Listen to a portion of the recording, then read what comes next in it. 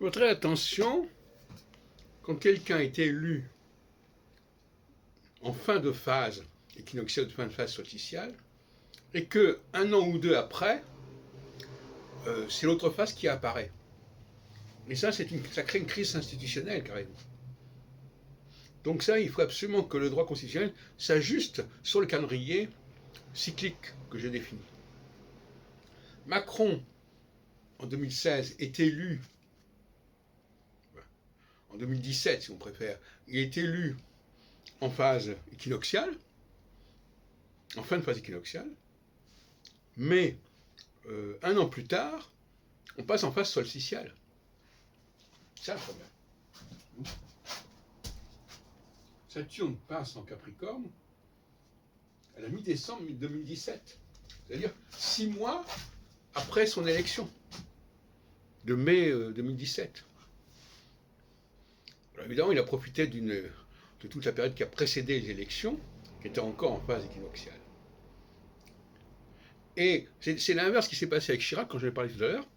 Chirac a été élu en phase solsticiale, mais un an, 2 ans plus tard, on est en phase équinoxiale. Et ça ne marche plus. Et c'est l'arrivée de la gauche et de Jospin. En 1995. Et puis à 97, c'est terminé, la dissolution, c'est terminé. Donc ça, c'est, voilà comment on peut expliquer pourquoi quelqu'un peut être élu dans certaines conditions et rencontrer très rapidement des obstacles qui vont faire que son pouvoir va être contesté, va être mis en place, Et alors évidemment, dans le cas, là on est plus dans la même condition, parce qu'à l'époque de Chirac, il n'y avait pas encore la mise en place du quinquennat.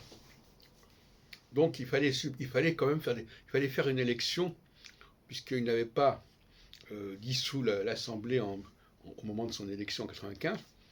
Cette élection, elle devait avoir lieu au plus tard en 1998, puisque c'était le Parlement de 93, qui avait d'ailleurs donné une cohabitation sous Chirac, sous Mitterrand. Bon. Donc, voilà, il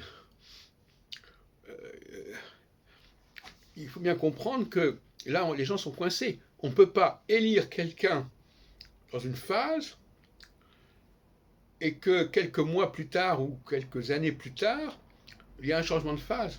C'est plus possible, ça. C'est quelque chose ça crée des crises de façon absolument aberrante.